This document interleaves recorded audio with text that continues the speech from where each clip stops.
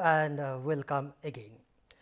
So, in the last few videos, we have studied about a number of electromechanical instruments like to recall them PMMC instruments, then electrodynamic instruments, electrostatic also we have discussed, moving iron we have discussed. In all these instruments there is a moving pointer and it can have a coil which is attached to the pointer or maybe plates, but in general the idea is when we apply a current or maybe a voltage across the terminals of these instruments, the pointer or the coil or the plate, it moves and settles down at some position on the scale depending on the value of the applied current or the voltage. Higher the voltage or current is, the pointer moves further and further and further. So, this is the basic idea, and we know that there are number of different torques that act on this moving system.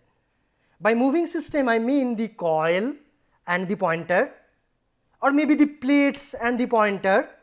So, the system or the object or the part in the instrument that moves.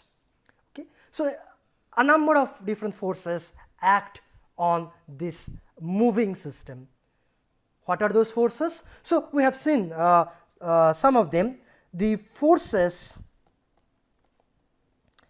I should better write torque because we are talking about angular displacement.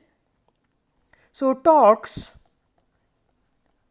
you can also say force, torques on the moving system. So, the first thing that we have, the most important thing is the deflecting torque. Okay. So, this is the torque that is caused by the flowing current, by the current or voltage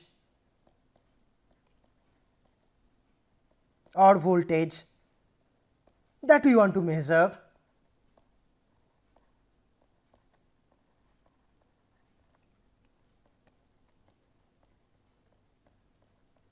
And so, that we have denoted this as TD, D for deflecting, and higher the current is, higher the current, higher is TD. Okay. So, TD can be proportional to I, can be proportional to I square. So, TD is proportional to I for PMMC instrument.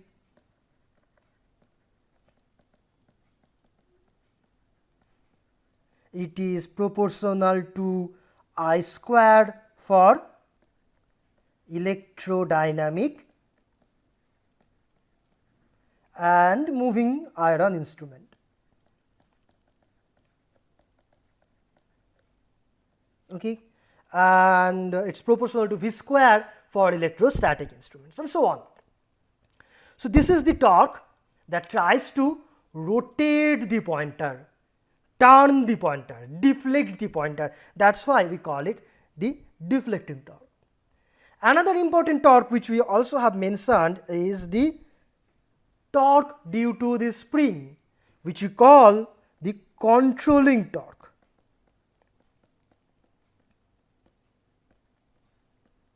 So, this is same as the spring torque. Okay. So, or the you can say the opposing torque. This tries to hold the pointer in its normal position. It does not allow the pointer to move from its normal pointer. Okay. So, these are the two important and this we call as TC, C for controlling. Controlling, we call it controlling because it is controlling the amount of movement or rotation of the pointer. Okay. So, this is controlling torque, and then we have talked about the equilibrium condition. What is an equilibrium condition? Suppose I have an meter across which I pass say some current through it, some constant current I apply suddenly. So, if I suddenly apply some current, then there will be a torque, deflecting torque, okay, which will be generated suddenly, which was not there before, and the pointer was at its 0 position before that, and now this deflecting torque will try to move the pointer from its 0 position, and this deflecting torque is constant if I assume the current is constant. So, Td is constant, the pointer starts to move, and as it starts to move, as theta increases, the spring is twisted, and as the spring is twisted, it will apply a opposing or controlling force according to Hooke's law. This is proportional to theta.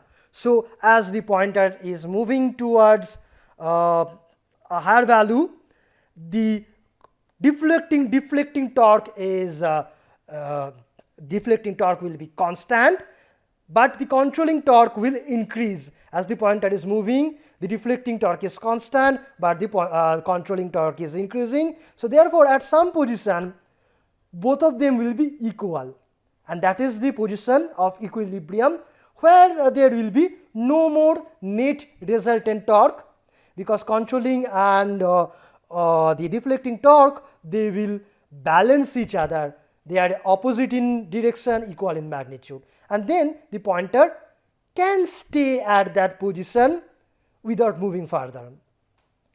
But then there can be a problem. The problem is that due to inertia, due to the moment of inertia, the pointer may overshoot that position. Okay? And if that happens, then the controlling torque will increase further, because when theta increases, controlling torque increases further, deflecting torque is same. So, now the resultant torque will be in the opposite direction. So, the pointer will start to come back, and it will come back again at the equilibrium position, but due to inertia it may overshoot again, and now on this side controlling torque is weaker than deflecting torque. So, the pointer has to go back. So, the pointer in this way will oscillate, and it can take a long time or may oscillate indefinitely even theoretically before it settles down to its equilibrium position, where both the torques controlling and deflecting are equal in magnitude and opposite in direction. Okay. So, let us write at equilibrium means equilibrium position or angle implies controlling torque will be same as deflecting torque.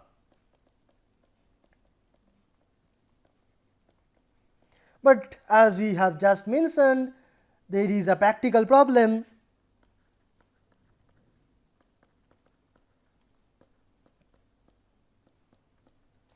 Due to inertia,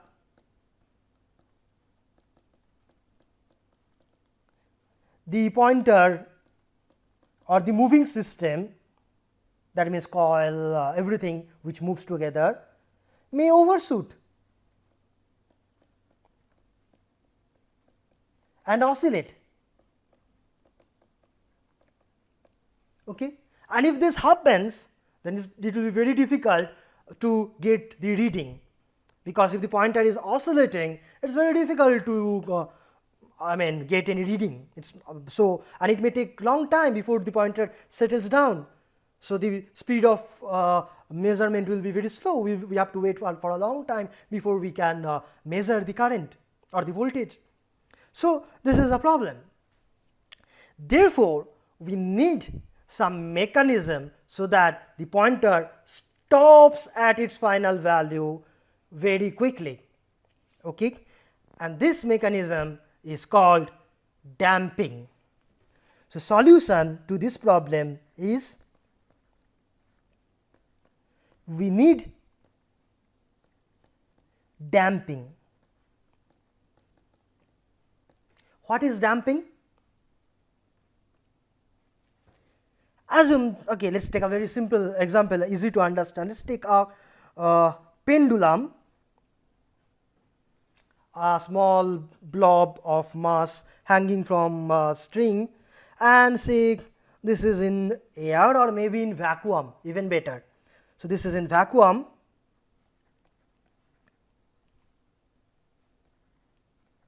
okay, and I move it in either direction, then this will start to oscillate, and this will keep oscillating, maybe forever, because it is in vacuum, there is nothing to stop it, there is no energy dissipating reason to stop it, there is no friction, nothing. So, it will oscillate forever. Now, say I have the same arrangement, but now the pendulum is kept inside a beaker of water.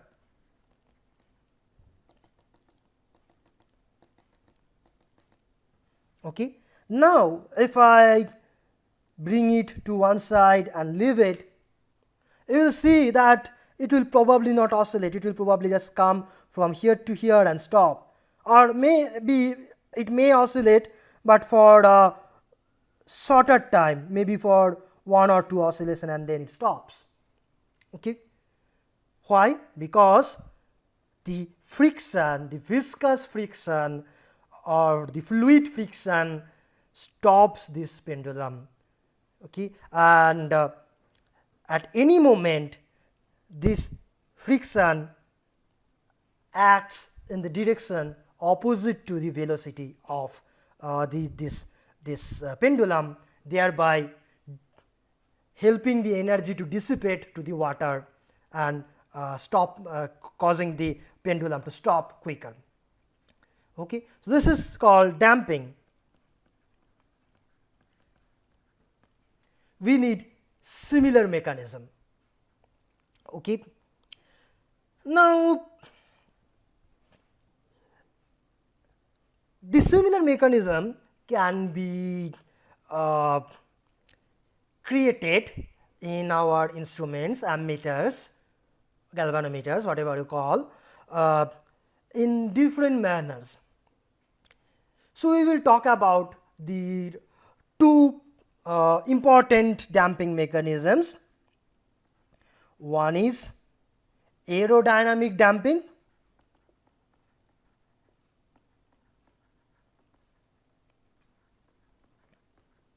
so this is due to air friction, and then we will talk about eddy current damping.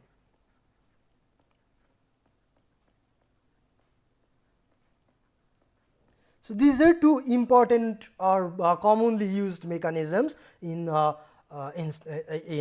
measuring instruments. Okay. So, how an aerodynamic damping can be used? Suppose, think of a point of a, say I have a coil,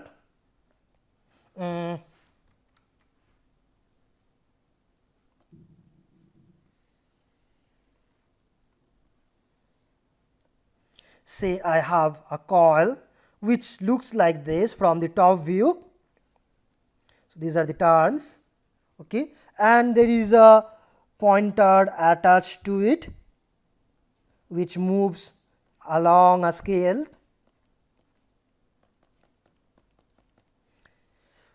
What we can do, we can connect a vane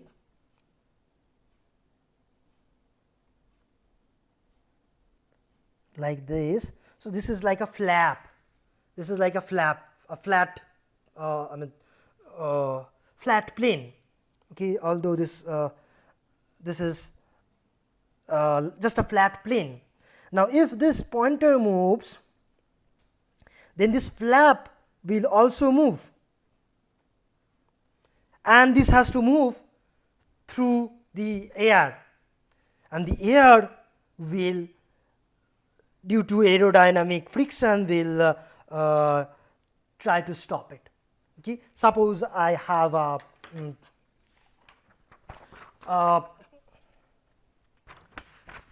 so if I have a flat, it's a page, it's just a page, so it's a flat plane.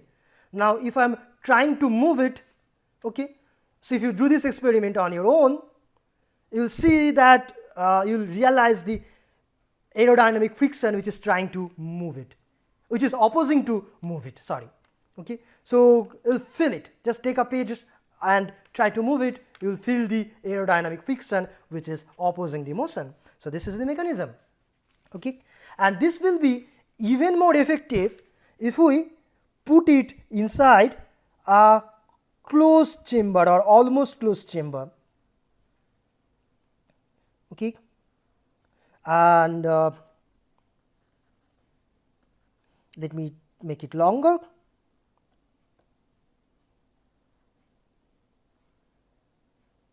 Okay. So this is a closed, almost closed chamber.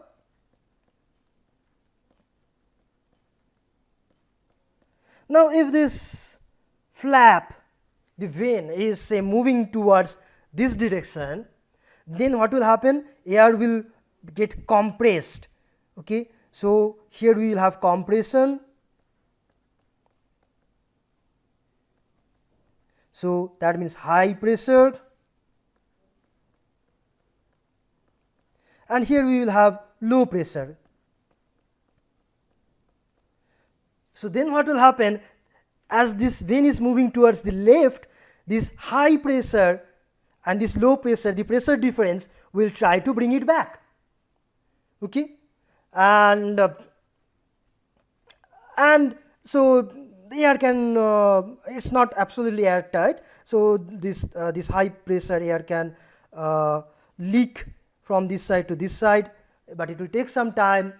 So therefore this higher pressure will try to oppose the motion of this fan. This should not be absolutely airtight, then there will be some other problems. Okay. So this becomes more effective, and this mechanism we have seen in one of our earlier videos where we were demonstrating a real moving iron instrument. So if you recall, we had this mechanism there. So this is aerodynamic friction. Okay. Now we shall talk about another mechanism which we call the eddy current damping. Okay. But before that, let me tell what we want for damping. Okay. So for damping,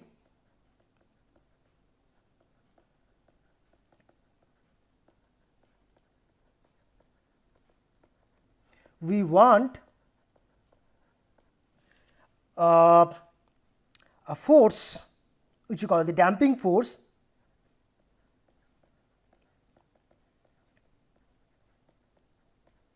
which acts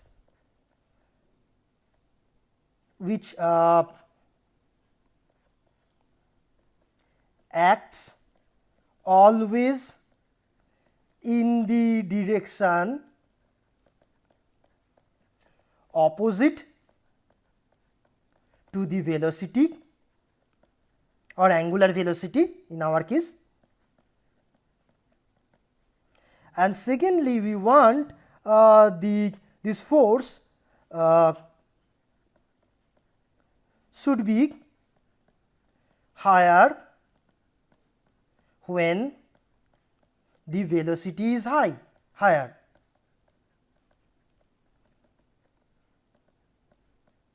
So we want basically something like this.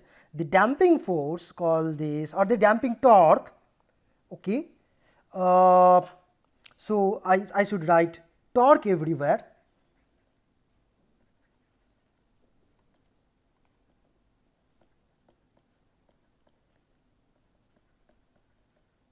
Okay. So this call T damp.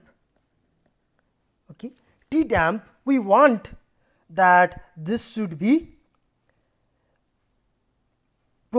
say if now the velocity or angular velocity is this.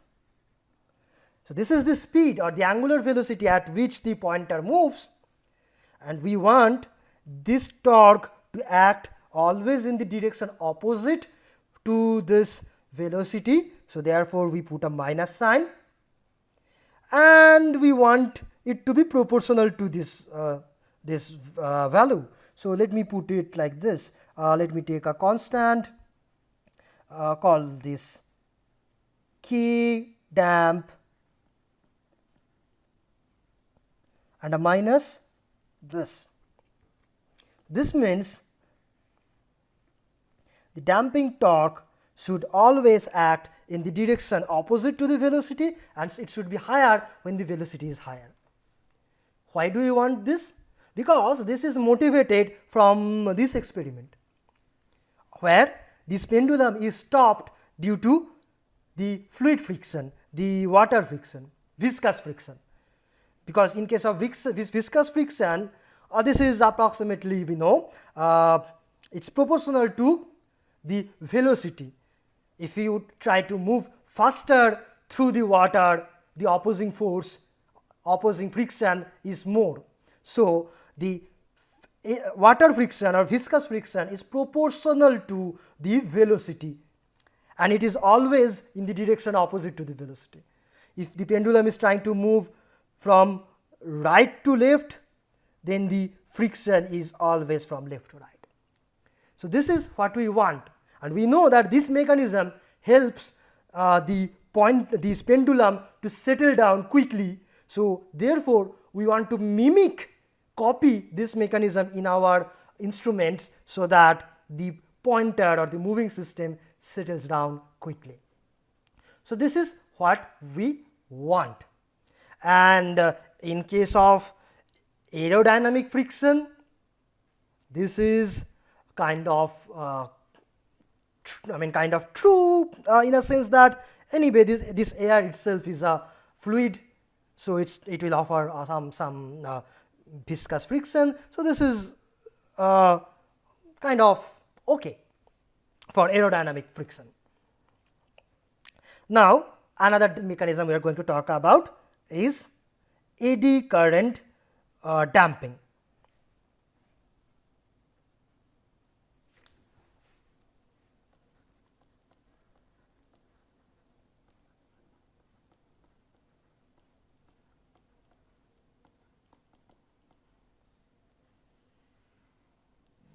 For this, we have to recall our say our PMMC instrument, okay, for ease of understanding.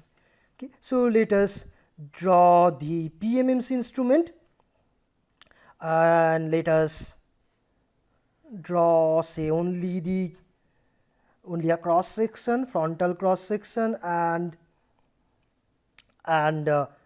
maybe also the top view.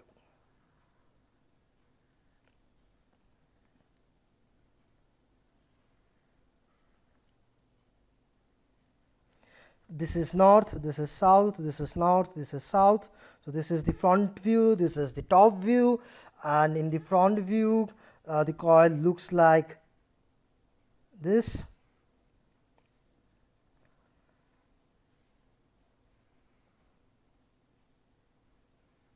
And in the top view the coil just looks like this.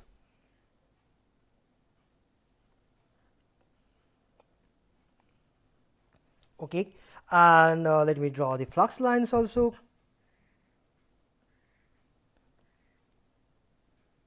And here so we will have a chord. So, due to the chord from the top, the flux lines will be radial. So, they will be all like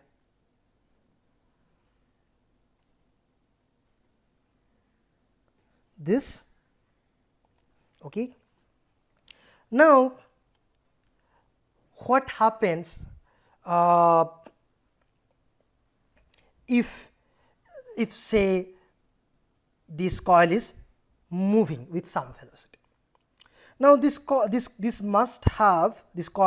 may have a closed circuit through the external network, maybe through, let me just draw for simplicity, some resistance and some battery. This is the circuit which is driving the current which we want to measure. So, there is a closed path. This may not be as simple as this may be a complicated circuit in which we want to measure the current, but there is a closed path, okay, through this coil and this external circuit. Now, if this and I do not even need this battery, say this is a passive network even. So, then normally there is no current. Okay. So, normally there is no current. So, the coil will not move normally, but if the coil starts to rotate due to any reason, okay, so if the coil is moving, then what happens? So, the question that we are going to ask is, what happens if the coil is moving or rotating? Okay. Say the coil is rotating in this direction. Okay. I am just choosing a direction arbitrarily. So, it is rotating in this direction with a velocity, with an angular velocity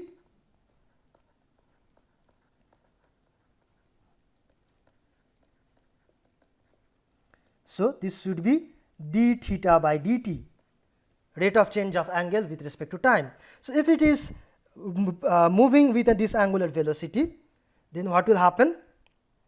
Then these two sides are actually intersecting or cutting through these flux lines. So, this side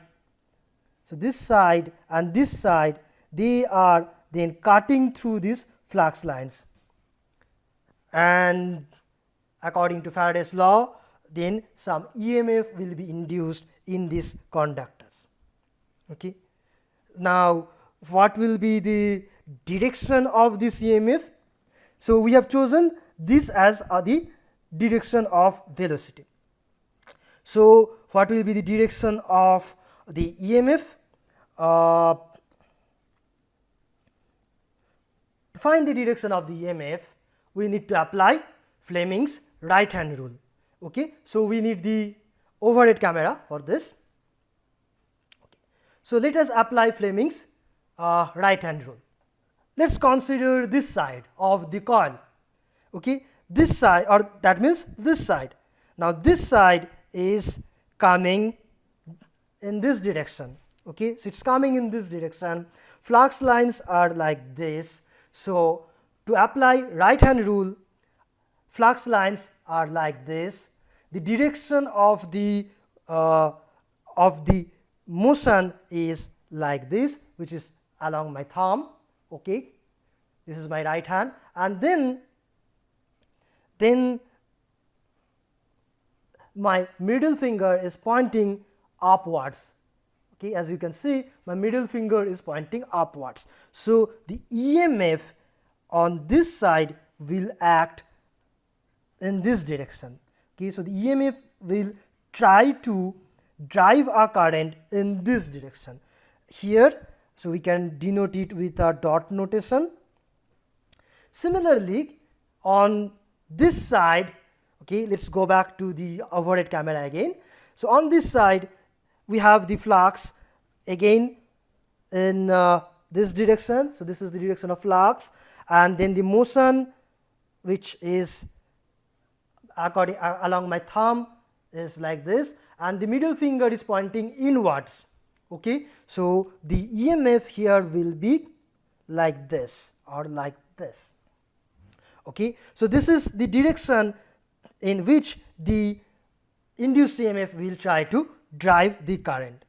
Now, if so, if there is a closed path, then this will drive the current like this.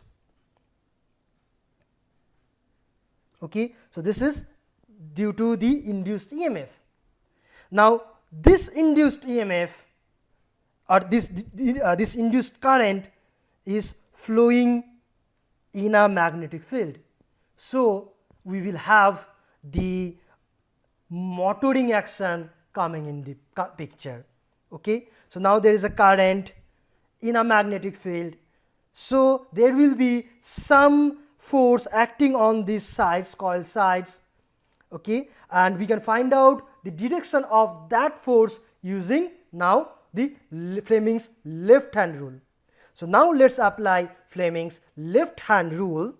So the direction of the current is upwards. For this branch, the direction of the current is upwards. Okay, so my middle finger is upwards. Okay, flux lines are left to right. So these are flux lines, and the thumb is the direction of the force. Okay, so the thumb is pointing inwards here. Okay, similarly, which will mean here the force will be in this direction. So let me draw the force in a different color. So this will be the force, and this is the velocity. This was the velocity. So you see, velocity is and the force, they are in opposite direction. Let us do this exercise once again. Okay, so here in this diagram, in the lower diagram, okay, the current is, according to this dot symbol, is upwards. So in this diagram, I put my middle finger upwards. This first finger is along the flux lines like this, and then see, this is the direction of force, which is in the direction opposite to the velocity. So what have we seen? So let's write, with the application of Fleming's right hand rule, we can find the direction of induced EMF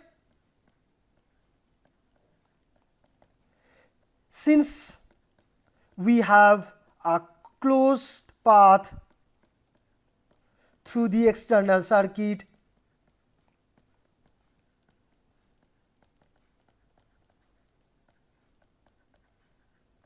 Some current will flow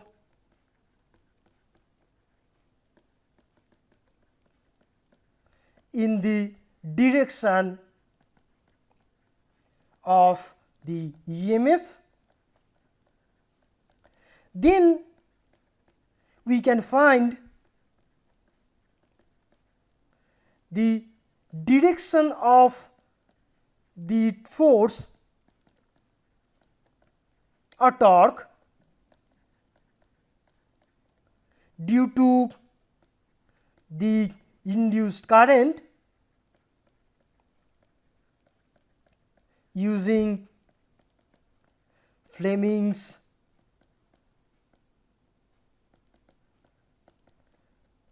left hand rule, and thereby we see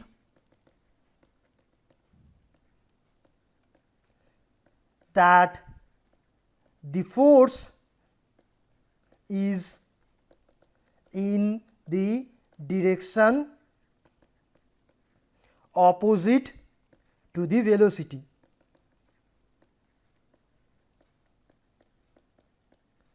So this is therefore acting like a viscous friction, because this force is in the direction opposite to the velocity as we wanted. Okay.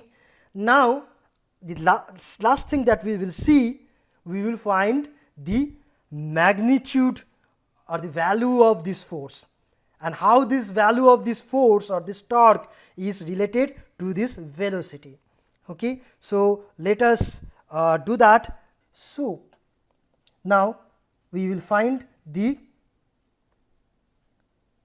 magnitude of this force.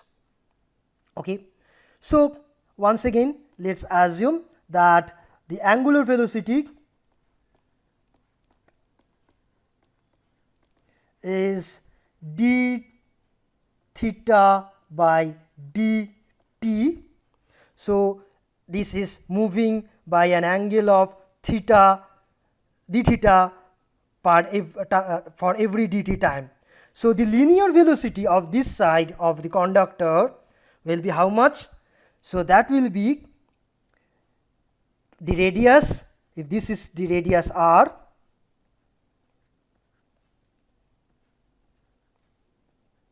okay, if this distance is r, then the linear velocity of conductor sides, this will be equal to r times d theta dt. Okay. Now, we have to find out the induced EMF due to this, then we can find the current due to that, and then we can find the force. So, to find the induced EMF, we need to compute the rate of intersection of this conductor side with the flux lines. So, the conductor sides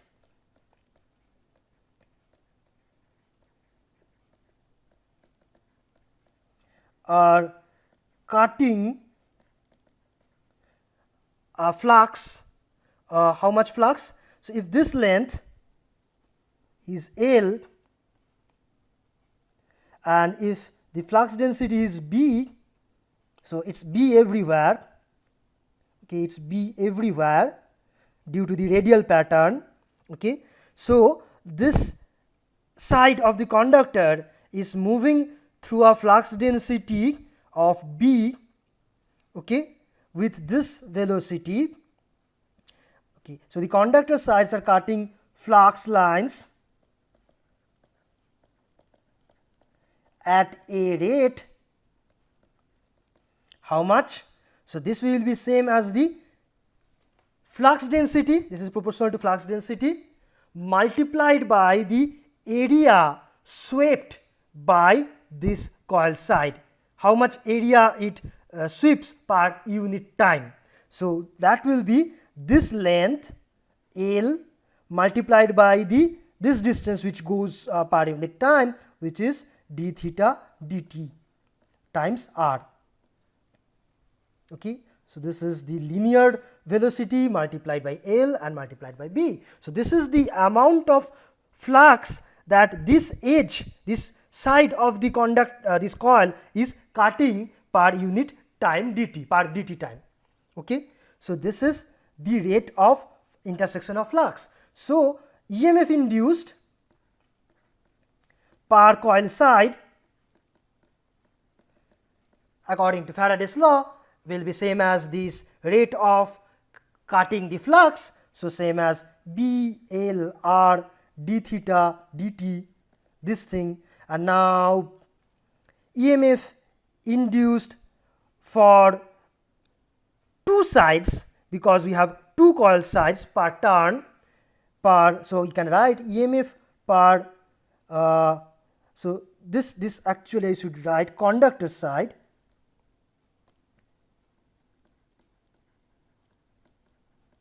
Okay. Now, EMF per turn, this will be 2 times of this.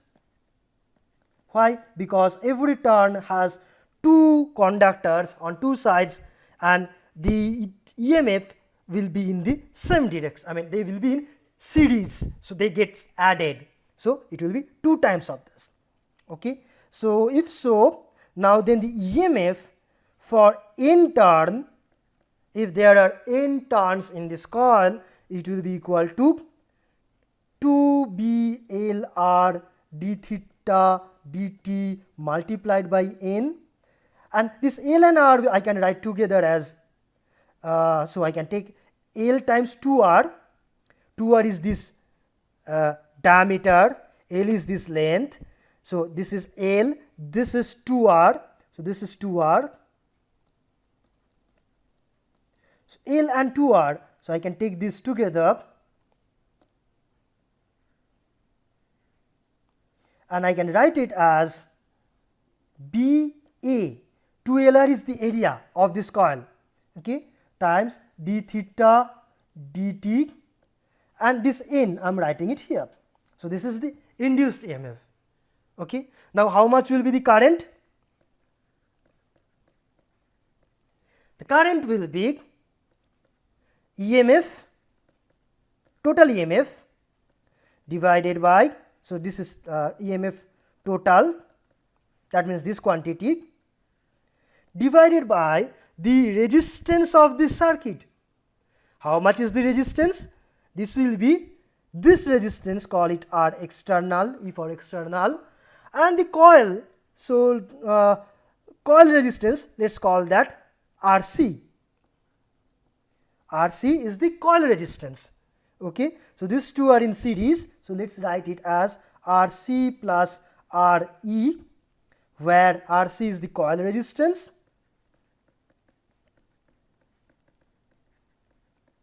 and this is the external circuit resistance.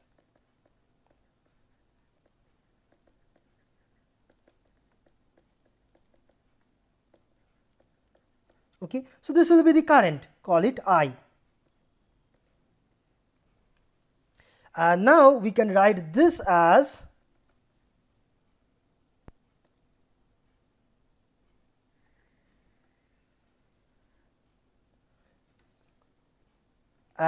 I is equal to, let me put the value of this EMF, which is this B A N d theta dt. So, this is EMF whole divided by R C plus R E. This will be the current. Now, the final thing we need to find is the torque. So, the torque due to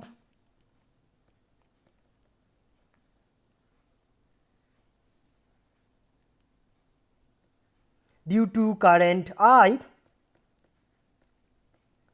will be how much? This we have derived previously. We know that whenever any current I flows through this coil, we have derived this expression how much torque acts on this coil, and that is B A N times I.